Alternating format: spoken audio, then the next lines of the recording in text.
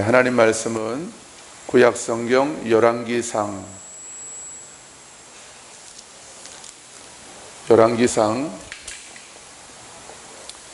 13장 1절부터 10절까지의 말씀입니다. 구약성경 536면입니다.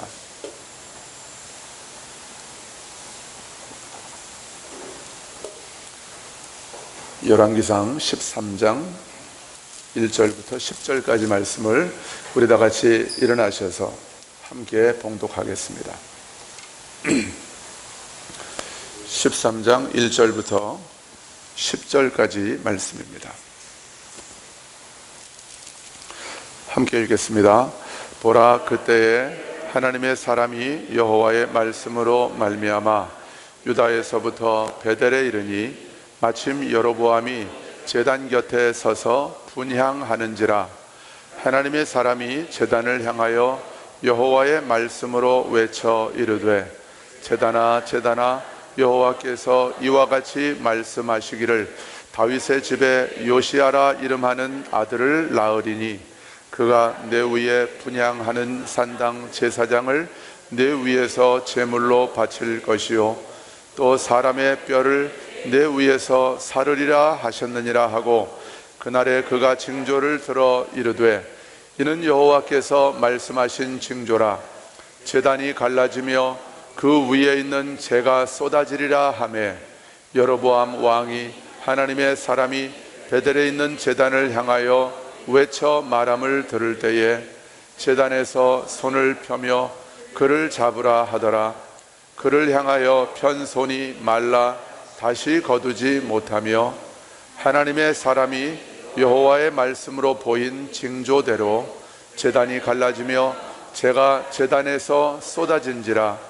왕이 하나님의 사람에게 말하여 이르되, 청하건대 너는 나를 위하여 내 하나님 여호와께 은혜를 구하여 내 손이 다시 성하게 기도하라. 하나님의 사람이 여호와께 은혜를 구하니 왕의 손이 다시 성하도록 전과 같이 되니라. 왕이 하나님의 사람에게 이르되, 나와 함께 집에 가서 쉬라. 내가 네게 예물을 주리라. 하나님의 사람이 왕께 대답하되, 왕께서 왕의 집 절반을 내게 준다 할지라도 나는 왕과 함께 들어가지도 아니하고 이곳에서는 떡도 먹지 아니하고 물도 마시지 아니하리니, 이는 곧 여호와의 말씀이 내게 명령하여 이르시기를 떡도 먹지 말며 물도 마시지 말고 왔던 길로 되돌아가지 말라 하셨음이니이다 하고, 이에 다른 길로 가고 자기가 베델에 오던 길로 되돌아가지도 아니하니라. 아멘. 자리에 앉으십시오. 자, 우리 믿음으로 선포하겠습니다. 나는 하나님의 자녀입니다. 하나님께서 나를 사랑하십니다. 아멘. 여러분 기쁘시죠? 하나님이 나를 사랑하십니다. 이 진리는 누구도 바꿀 수가 없는 거예요. 누가 뭐라고 그래도 나는 하나님의 사랑받는 존귀한 아들이고 딸인 것입니다. 이게 우리의 소망이고 우리의 기쁨의 이유이고, 우리가 어떤 상황과 환경 가운데서도 하나님이 주시는 평강을 누리며 살아갈 수 있는 그런 이유인 것이죠. 자, 오늘은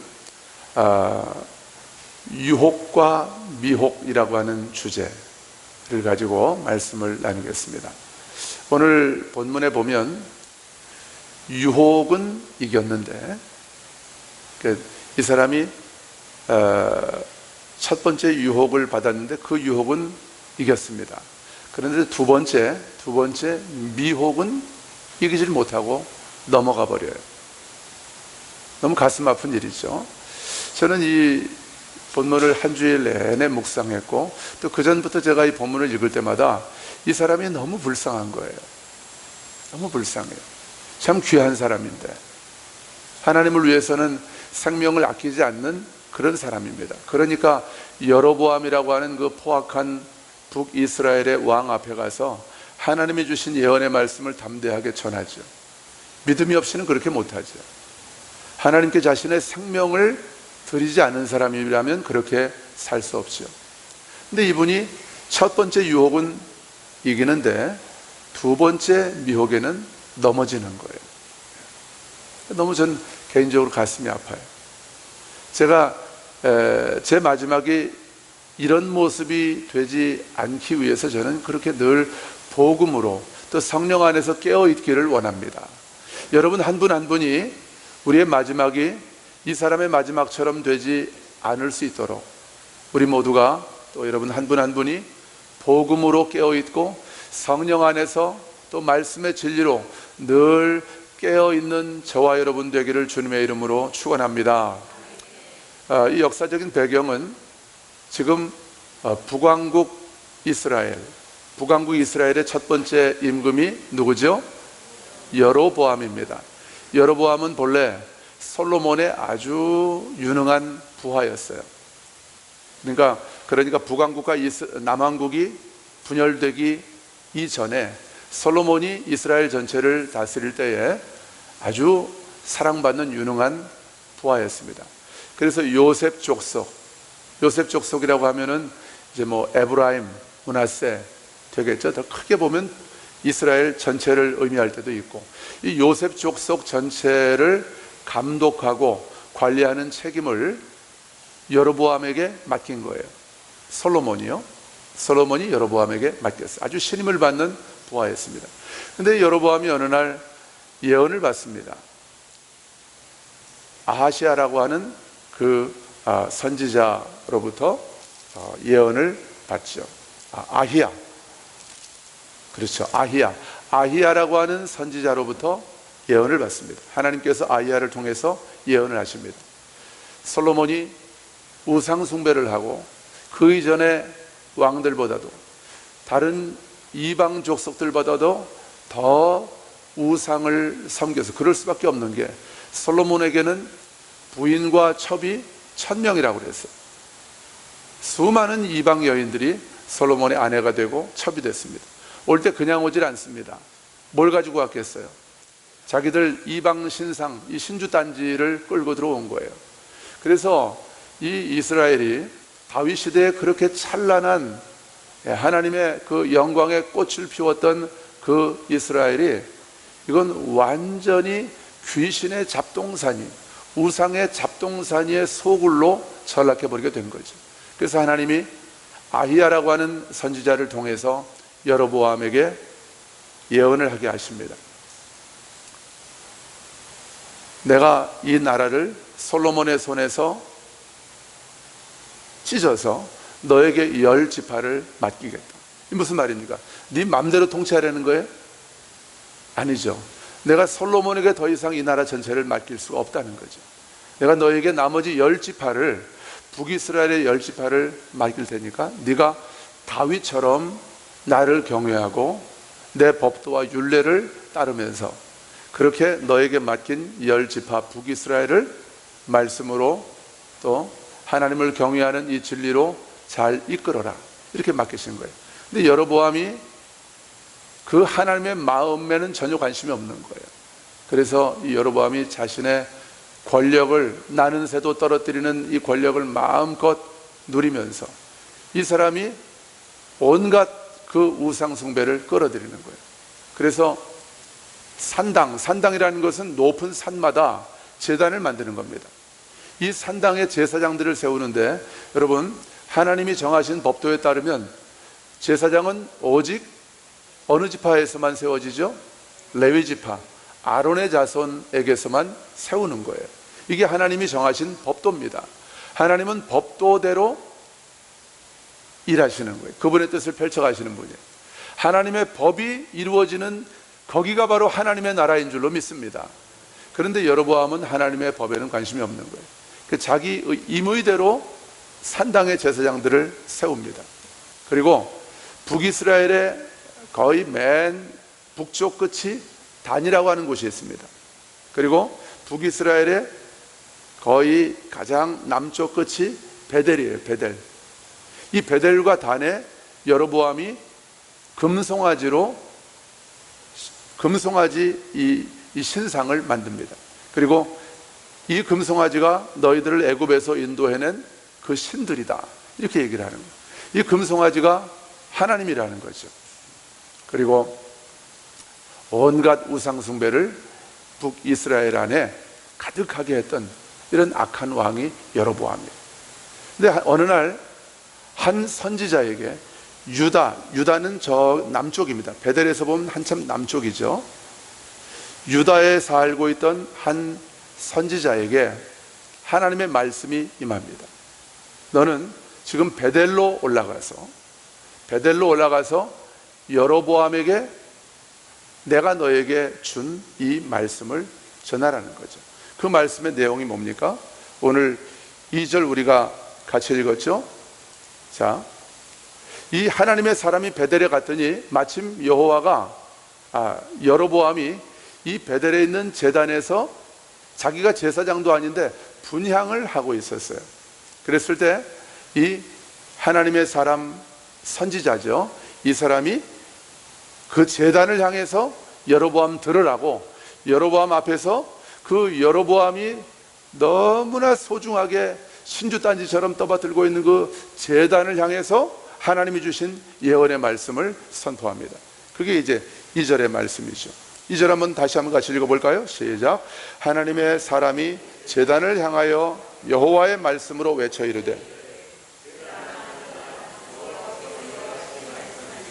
다윗의 집에 요시아라 이름하는 아들을 낳으리니 그가 내 위에 분향하는 산당 제사장을 내 위에서 제물로 바칠 것이요 또 사람의 뼈를 내 위에서 사르리라 하셨느니라.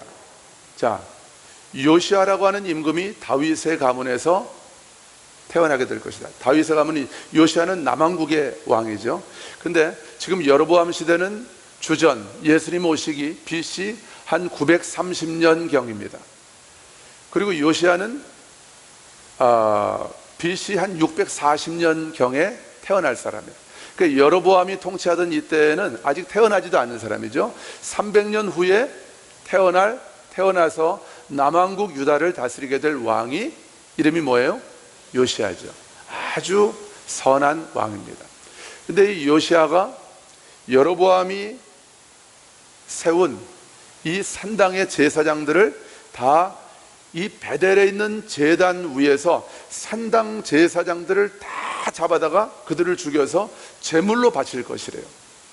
누가요? 요시아가. 앞으로 300년 후에 그렇게 할 것이라는 거예요. 그 300년 후에 일어날 일을 예언하는 거예요.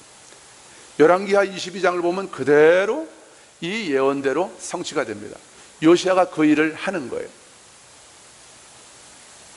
여로보암과 함께 그 우상숭배에 앞장서던 모든 산당의 제사장들을 죽여서 이 베델에 있는 제단, 여로보암이 만들어 놓은 그 제단 위에서 그들을 불살라 죽입니다. 그래서 제물로 드려요.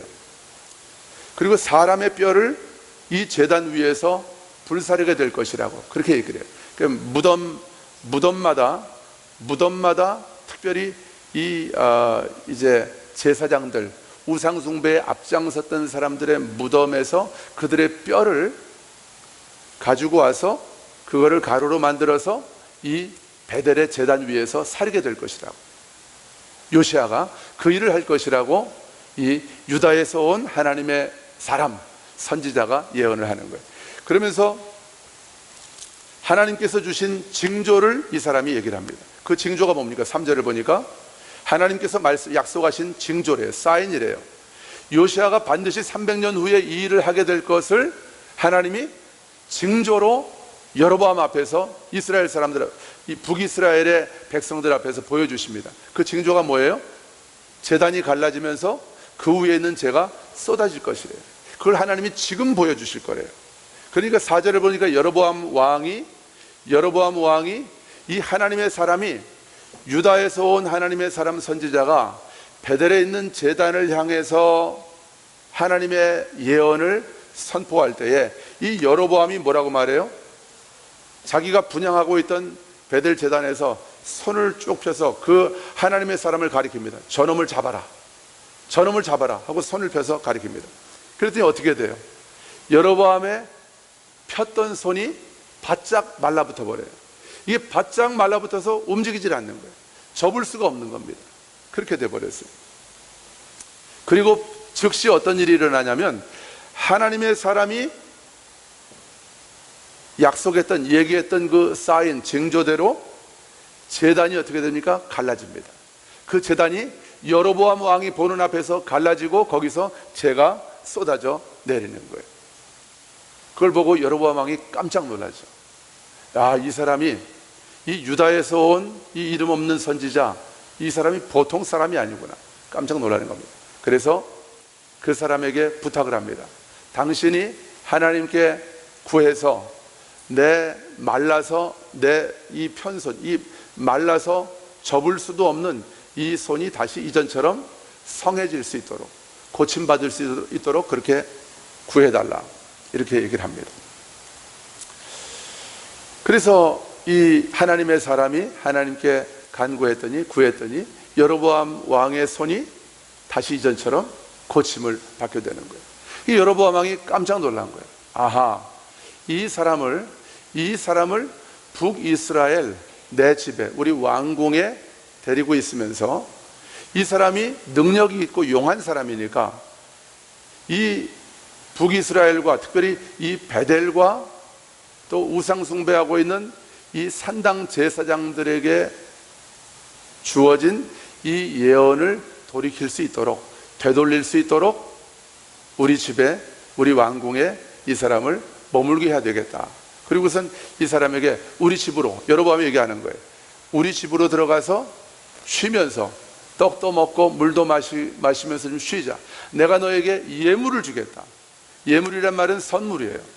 왕이 주는 선물이니까 어마어마한 액수의 그런 금액의 돈이었겠죠. 내가 너에게 선물을 주겠다. 그랬더니 이 하나님의 사람이 여로보암에게 뭐라고 대답을 합니까? 자, 8절 한번 같이 읽어보겠습니다. 8절 시작. 하나님의 사람이 왕께 대답하되 왕께서 왕의 집 절반을 내게 준다 할지라도 나는 왕과 함께 들어가지도 아니하고 이곳에서는 떡도 먹지 아니하고 물도 마시지 아니하리니. 9절 이는 곧 여호와의 말씀이 내게 명령하여 이르시기를 떡도 먹지 말며 물도 마시지 말고 왔던 길로 되돌아가지 말라 하셨음이니이다. 자, 이 사람이 베델로 가서 여로보암에게 또 그 베델에 있는 제단을 향해서 하나님의 말씀을 선포하라고 하는 그 하나님의 명령과 함께 어떤 명령을 받았어요? 너는 가서 어느 집에도 들어가서 떡도 먹지 말고 물도 마시지 말고 네가 유다에서 베델로 왔던 그 길로도 돌아가지 말아라. 다른 길로 가라는 거죠. 왜 그렇게 말씀하셨을까요? 하나님은 아셨던 거예요. 반드시 그 하나님, 유다에서 온 하나님의 사람을 뇌물을 주고 선물을 줘서 그 사람을 회유하고 그 사람을 유혹하고 미혹할 사람들이 있을 것을 하나님은 알고 계셨던 것이죠. 그래서 어느 집에도 들어가서 떡도 먹지 말고 물도 마시지 말고 네가 유다에서 베델로 왔던 길로도 다시 돌아가지 말아라. 다른 길로 가라. 그래서 이 사람이 여로보암 왕이 제안하는 이 호의를 거절합니다. 이게 첫 번째 유혹이죠. 이 첫 번째 유혹을 이 사람이 이기는 거예요. 그래서 이 사람이 이제 베델에서 유다로 돌아가는데 자기가 돌아왔던 길로도 가지 않고, 이 사람 정말 정확한 사람이에요.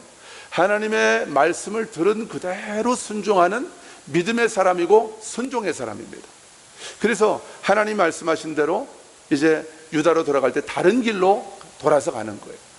그런데 베델에 한 늙은 선지자가 살고 있었습니다. 베델은 북이스라엘이에요. 남한국이 아닙니다.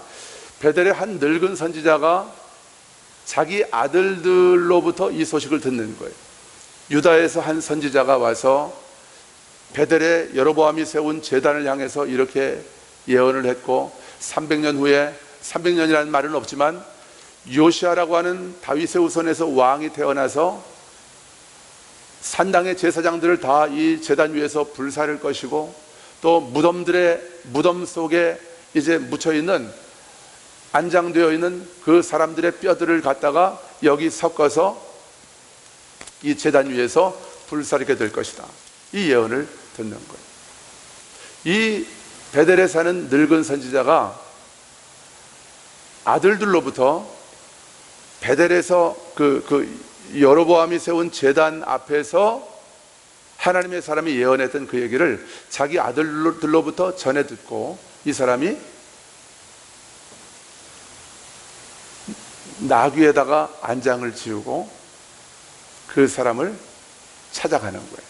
그 유다에서 온 하나님의 사람을 찾아가는 거예요. 찾아가서 그 유다에서 온 하나님의 사람에게 뭐라고 말합니까? 우리 집에 가서 좀 쉬면서, 길이 머니까 우리 집에 가서 떡도 먹고 물도 마시면서 좀 쉬자고 얘기를 합니다.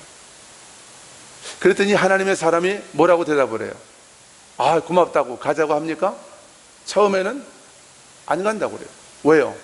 하나님께서 나에게 어느 집에도 들어가서 떡도 먹지 말고 물도 마시지 말라고 하셨고, 베델까지 왔던 길로도 다시 돌아가지 말라고 말씀하셨기 때문에 나는 당신이 베푸는 호의에 대해서는 감사하지만 나는 당신의 집에 들어갈 수 없습니다. 그랬더니 이 사람이 뭐라고 그래요? 늙은 선지자가. 이 뒷부분은 우리가 읽지 않았습니다. 이 사람이 뭐라고 하냐면, 나도 당신처럼 하나님의 선지자입니다. 나도 하나님의 말씀이 임하는 사람이고 하나님의 음성을 듣는 사람입니다. 그리고 나에게 하나님의 천사가 와서 말씀하셨습니다. 당신을 데리고 집으로 들어가서 떡도 마시게 하고 물도 마시게 하고 당신이 쉬었다가 길을 가도록 하라고 그렇게 하나님의 천사가 말씀하셨습니다. 여기서 중요한 게 이제 하나님의 천사라는 거예요. 또 자기가 하나님의 음성을 듣고 하나님의 말씀을 듣는 선지자라고 말하니까, 자, 여기에서 이제 문제가 생기는 거예요. 그러니까 그 말을 듣자마자 천사를 통해서 그 베델에 사는 늙은 선지자가 그 천사를 통해서 하나님이 하신 말씀을 들었다고 하는 이 말에 속아서, 자, 18절을 보시면 한번 읽어볼까요? 시작. 그가 그 사람에게 이르되 나도 그대와 같은 선지자라. 천사가 여호와의 말씀으로 내게 이르기를 그를 내 집으로 데리고 돌아가서 마시게 하라 하였느니라 하니 이는 그 사람을 속임이라. 자, 그 사람을 속이려고 하는 거예요. 어떤 의도로 그랬는지는 정확하게 알 수 없어요. 그렇지만 이 사람이 하나님의 사람이니까 혹시라도 300년 후에 요시야 왕이 이 예언을 성취하게 될 때에 무덤에 있는 뼈들을 다 가져다가 이 제단 위에서 불살르게 하라고 하는 이 예언에 자기가 죽은 뼈가 해당될까 봐 그랬는지 모르겠어요. 이 다른 뼈들과 뼈가 섞이는 걸 굉장히 저주스럽게 생각한단 말이에요. 경건한 유대인들은, 이스라엘 사람들은 아마도 그것을 두려워해서 그랬는지 모르겠어요. 그렇지만 정확한 이유는 우리가 알 수 없어요. 어쨌든 이 베델에 사는 늙은 선지자가 유다에서 온 이 하나님의 사람을 속였다는 거예요. 속였다는 거예요. 그 속임수에 이 사람이 또 넘어갔다는 거예요. 그 말을 듣자마자 즉시 그 유다에서 온 하나님의 사람 선지자가 베델에 사는 늙은 선지자의 집에 함께 돌아가서 그 집에서 떡을 먹고 물을 마시는 거예요. 그때 하나님의 말씀이 이 베델에 사는 늙은 선지자에게 임하는 거예요. 여러분 지금 제 설교 잘 따라오고 계시죠? 하나님의 말씀이 누구에게 임했다고요? 유다에서 온 이 선지자가 아니라 베델에 살고 있는 늙은 선지자에게 임하는 거예요. 임하면서 네가 왜 내 명을 어기고 아무 집에도 들어가지 말고 떡도 먹지 말고 물도 마시지 말고 네가 왔던 길로도 돌아가지도 말라고 한 나의 명령을 어기느냐? 이 하나님의 말씀이 임하는 거예요. 네가 네 조상들이 누워있는 그 묘실에 들어가지 못하게 될 것이다. 이런 이제 심판의 메시지를 듣게 되는 거예요. 그래서 이 유다에서 베델로 올라와서 하나님의 예언을 선포했던 이 선지자가 다시 유다로 돌아가려고 길을 떠납니다. 떠나다가 사자를 만나요. 이 사자가 이 사람을 물어 죽입니다. 그런데 신기한 거는 이 사자가 이 사람은 물어 찢어서 죽이는데 이 사자가 이 하나님의 사람 선지자가 타고 있던 노새는 손도 대질 않아요. 그리고 이 사람을 찢어 죽였으면, 여러분 대부분 이스라엘은 황량한 지역이기 때문에 사자들이 늘 굶주려 있는 경우가 많습니다. 먹을 게 많지 않은 곳이에요. 그러면 이 사람도 먹어야 되고 이 사람을 태웠던 짐승 노새도 먹어야 되잖아요. 근데 안 먹는 거예요. 여기서 우리가 뭘 알 수 있는 거냐면, 이 사자가 가서 이 하나님의 사람을 찢어 죽이도록 이 일을 허락하시고 이 사자를 보내신 분이 하나님이시라는 것을 우리가 알 수 있는, 이게 우연의 일치가 아니라는 거죠. 우연의 일치라면 반드시 이 사자가 그 사람을, 그 자기가 물어 죽인 그 사람을, 선지자를 잡아먹든가, 아니면 사람 고기에 관심이 없다면 노새 고기라도 먹어야 되는 거죠. 이게 자연의 법칙이죠. 근데 하나님이 이 사자를 보내셨다는 것을 확증하기 위해서 하나님이 먹지 않게 하신 거죠. 자, 그래서 이 사람이, 이 유다에서 베델로 올라왔던 이 하나님의 사람이 이렇게 비참한 최후를 맞이하게 되는 것이죠. 자, 이게 이제 오늘 본문의 내용입니다. 자, 그러면 이제 여기서부터가 오늘 제 설교의 오늘 말씀의 본론이면서 또 이제 결론으로 들어가는 그런 부분이에요. 여러분, 이 하나님의 유다에서 베델로 왔던 이 선지자는 첫 번째 유혹, 그 첫 번째 유혹이 누구로부터 왔죠? 여로보암 왕으로부터 왔습니다. 그 유혹은 이겼습니다. 왜냐하면 자기가 분명히 들었던 하나님의 말씀이 있기 때문에, 그 말씀을 들었기 때문에 이 사람이 그대로 순종합니다. 그런데 이 두 번째 유혹, 저는 이걸 미혹이라고 표현하고 싶어요. 두 번째 미혹, 이 미혹은 누구로부터 왔죠? 베델에 사는 늙은 선지자로부터 온 미혹. 이 미혹은, 이 하나님의 사람이 이 미혹을 이기지 못하고 그 미혹에 넘어가게 됩니다. 넘어지게 돼요. 그래서 이제 이런 비참한 최후를 맞이하게 되는 것이죠. 여러분, 우리가 오늘 이 말씀을 통해서 마음에 담고 가야 할 진리, 아주 중요한 영적인 진리, 교훈은 뭐라고 생각을 하십니까? 하나님의 말씀대로 순종하지 않으면 이렇게 비참하게 죽는구나. 그러면서 하나님에 대한 두려움을 가지고 돌아가는 것, 그것이 오늘 본문의 메시지일까요? 물론 그런 메시지도 우리에게 유익할 수 있습니다. 도움이 됩니다. 하나님의 말씀을 가볍게 여기지 않고 하나님의 말씀을 생명처럼, 목숨처럼 여기면서 믿음으로 순종해야 되겠다고 하는 결단, 아주 귀한 거죠. 나쁘지 않습니다. 그런데 오늘 이 본문 말씀을 묵상하면서 이 말씀을 정리할 때 하나님이 제게 주신 어떤 감동은, 한 줄은 하나님께 묻지 않는 것이 얼마나 위험한 것인지를 깨닫게 해주시는 거예요. 묻지 않는 줄. 이 하나님의 사람이, 이 사람이 믿음이 없는 사람이 아니에요. 하나님을 사랑하지 않는 사람이 아닙니다. 대단한 사람입니다. 하나님 보내시니까 그 포악한 여로보암 앞에 가서 하나님의 말씀을 전할 정도면 살고 죽는 것이 더 이상 이 사람에게는 두렵지 않은 거예요. 이 사람의 유일한 관심은 뭐예요? 하나님의 말씀에 순종하는 거예요. 그런데 이 사람이 그 마지막 베델에 사는 늙은 선지자로부터 온 미혹에 넘어질 수밖에 없었던 이유는 한 가지입니다. 마지막까지 하나님께 물어야 했던 것이죠. 그 베델에 사는 늙은 선지자가 나도 하나님의 사람이고 나도 선지자고 나도 하나님의 음성을 듣는 사람입니다. 하나님의 천사가 나에게 당신을 집으로 모셔서 잘 영접하라고 말했습니다. 이렇게 말했다 할지라도, 하나님의 천사가 그렇게 그 베델에 사는 선지자에게 말했다고 해도 그건 누가 들은 거예요? 베델에 사는 선지자가 들은 겁니까? 유다에서 온 선지자가 들은 것입니까?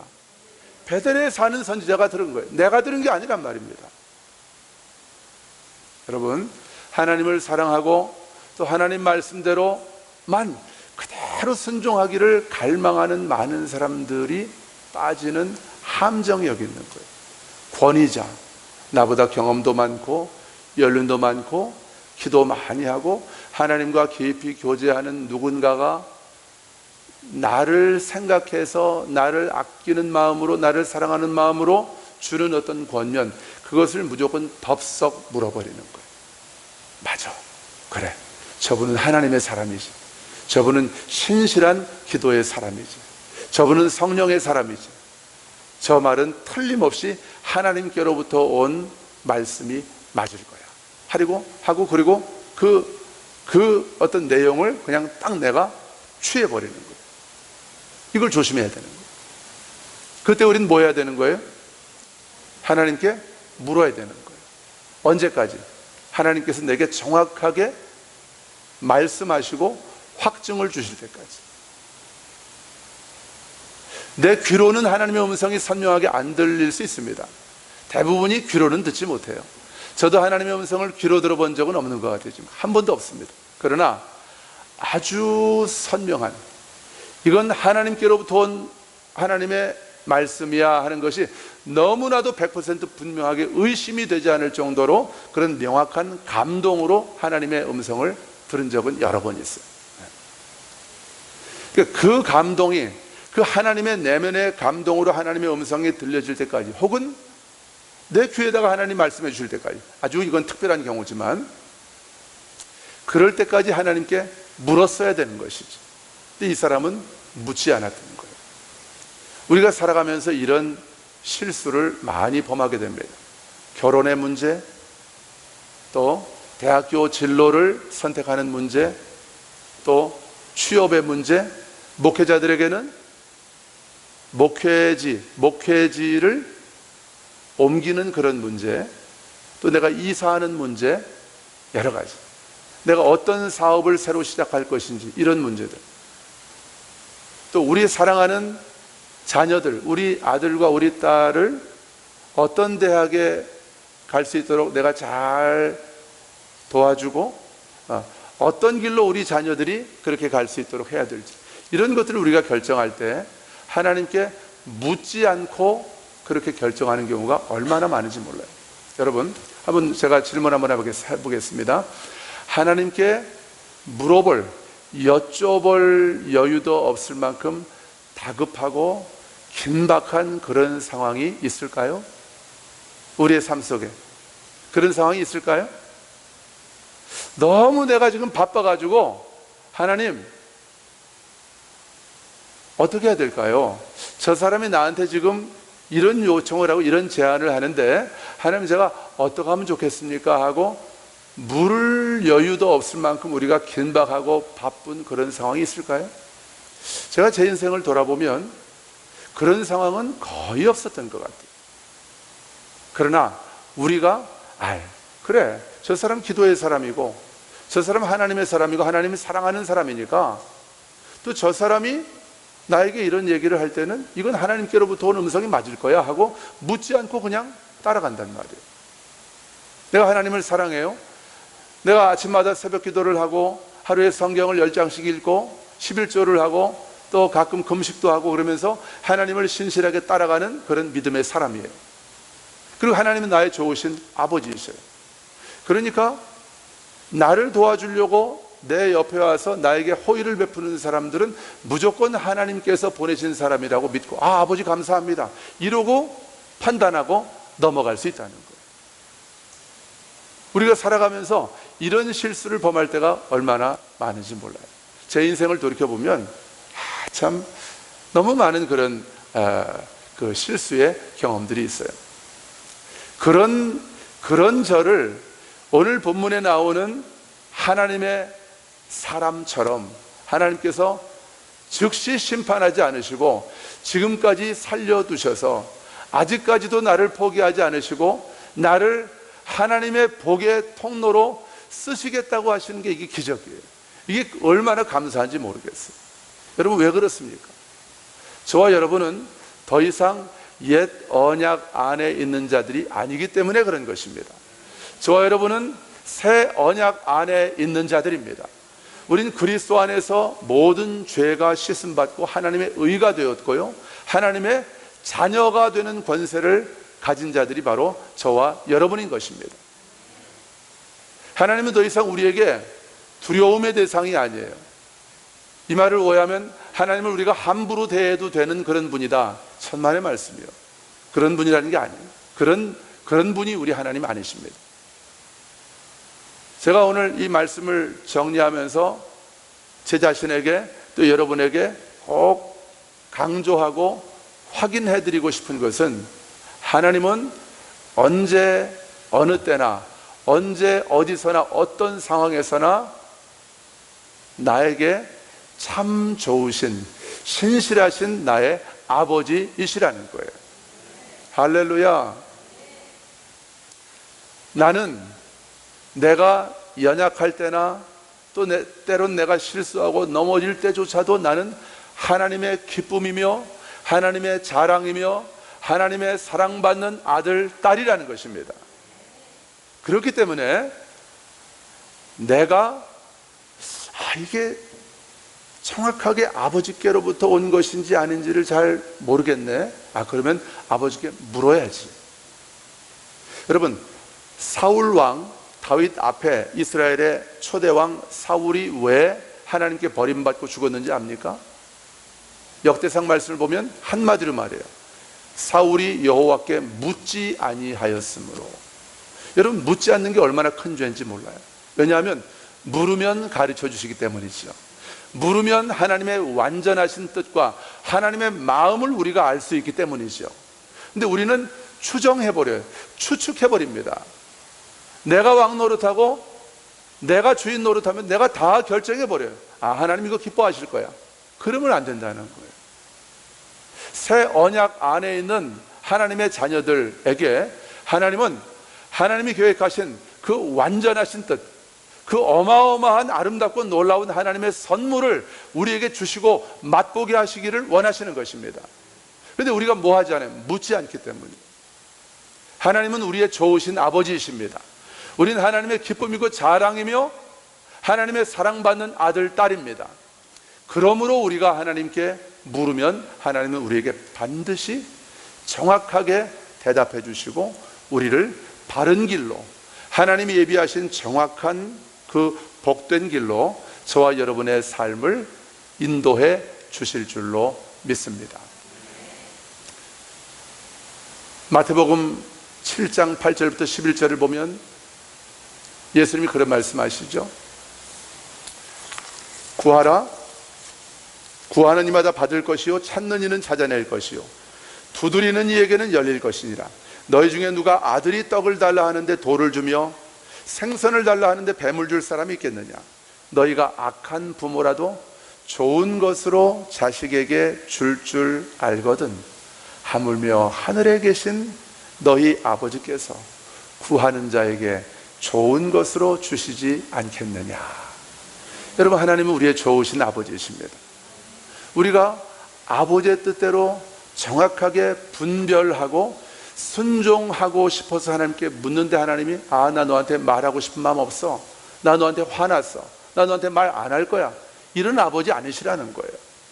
반드시 우리에게 필요한 말씀을 아버지께서 우리에게 들려주신다는 것입니다. 요한복음 10장 27절을 보면 내 양은 내 음성을 들으며, 예수님의 말씀이에요. 내 양은 내 음성을 들으며, 들으려고 노력하지 않아도 들린다는 거예요. 귀만 기울이면 들린다는 거예요. 내 마음만 주님께 집중하고 드리면 우리가 주님의 양이기 때문에 우리의 목자 되신 주님의 음성을 우리는 들을 수밖에 없는 사람들이다, 그 말입니다. 내 양은 내 음성을 들으면 나는 그들을 알며, 주님이 우리를 아신대요. 우리의 체질을 아시고 우리의 처지와 형편을, 우리의 연약함을 주님이 아신다는 거예요. 다 아신다는 거예요. 그러니까 우리에게 꼭 필요한 말씀을 그분은 우리에게 주시고 싶어 하신다는 거예요. 근데 우리가 뭐 한다는 거예요? 묻지를 않는다는 거예요. 내 양은 내 음성을 들으며 나는 내 양들을 알며 내 양들은 나를 따르느니라. 여러분, 양들이 목자를 따르는 이유는 뭡니까? 목자의 음성을 알기 때문에, 목자의 음성이 들리기 때문에 그 목자를 따라가는 거예요. 그 목동들은 양들 하나 그 수만 우리가 보면 다 그냥 거기서 거긴데 그 양들의 이름을 다 알고 있대잖아요. 그래서 말똥아 누구야 부르면은 이 양들이 다 따라오는 거예요. 우리도 목자 대신 주님의 음성을 알기 때문에 주님의 음성을 듣고 주님이 말씀하시면 우리는 아는 거예요. 아, 주님이시구나. 우리 주님이 내게 말씀하시는구나. 우리 아는 거예요.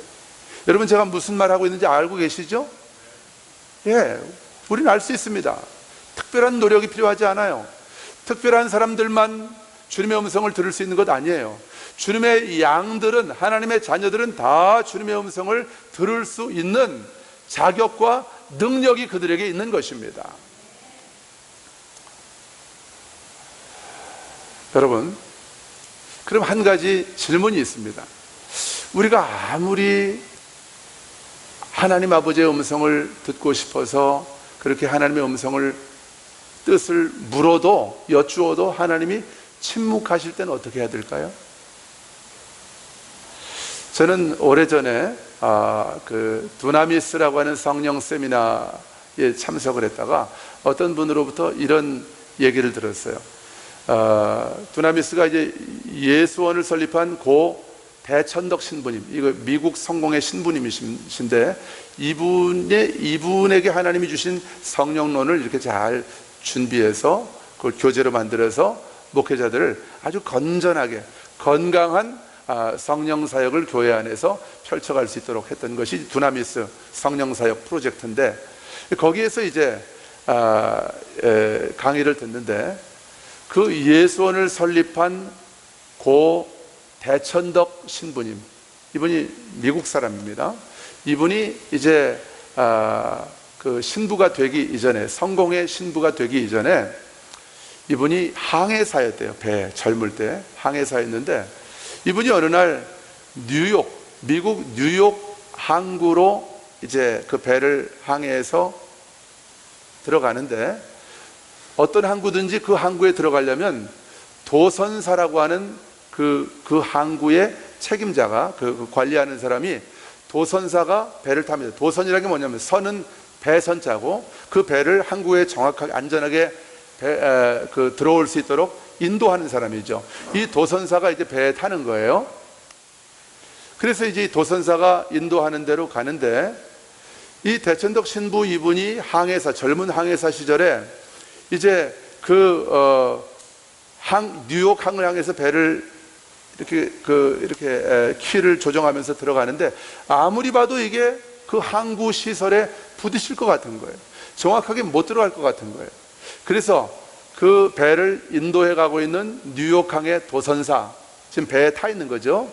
그분에게 물었습니다. 도선사님, 죄송합니다마는 이 배 방향을 조금 좀 조정하고 틀어야 되지 않겠습니까?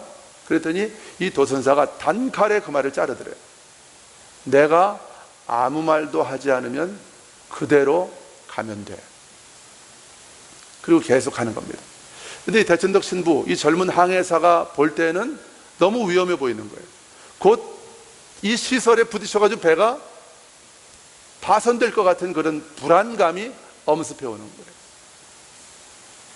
그런데 조금 있다가 이 도선사가 갑자기 큰 소리를 지르면서 왼쪽으로 틀었죠. 틀고 나서 봤더니 그쪽에 저쪽, 자기가 생각할 때 저쪽으로 갔으면 될 것 같다고 하는 그쪽에 바로 암초가 있었던 거예요. 암초가 이 수면 위로 올라가 있지는 않지만 그 밑에 암초가 있었던 거예요. 근데 뉴욕항의 그 도선사는 그 뉴욕 항구의 이 해저 지형을 아주 손바닥 보듯이 정확하게 알고 있었던 거예요. 그러니까 이 도선사가 왼쪽으로 옮기라고 해요. 왼쪽으로 방향키를 틀라고 해서 방향키를 빨리 틀었더니 정확하게 뉴욕항에 안전하게 이제 접안을 할 수가 있었다는 거죠. 그래서 이분은 그때 아주 귀한 교훈을 얻었다는 거예요. 아하, 내가 인생의 중요한 결정을 앞에 놓고 하나님께 아무리 물어도 여쭤봐도 하나님이 대답하지 않으실 때는 내가 가던 방향으로 그대로 가면 되는구나, 이걸 깨달아야 돼요. 여러분, 우리도 마찬가지예요. 저도 그런 경우가 아주 비일비재합니다. 하나님께 묻는데 하나님 어떻게 해야 됩니까? 지금 기도하는 저분이 나한테 이렇게 얘기하고 이렇게 하면 좋겠다고 얘기하는데 하나님 어떻게 하면 좋겠습니까? 저분을 통해서 주신 음성이, 말씀이 하나님께로부터 온 음성이 맞습니까? 아무리 물어도 하나님이 대답을 안 해주실 때가 많아요. 그럴 때마다 저는 이 교훈을 제가 한 10년 전쯤 배운 진리인데 이게 제 안에는 이제 아주 중요한 진리로 제 마음에 새겨져 있는 거죠. 그러면 어떻게 하면 돼요? 그냥 가던 길로 가면 되는 거예요. 왜냐하면 나는 하나님의 사랑받는 자녀이기 때문에, 하나님은 나를 사랑하시는 참 좋으신 나의 아버지이시기 때문에, 하나님이 왼쪽으로 방향을 틀어라, 오른쪽으로 방향을 틀어라 말씀하지 않으시면 우린 믿음으로 내가 가고 있던 길을 그대로 가면 되는 거예요.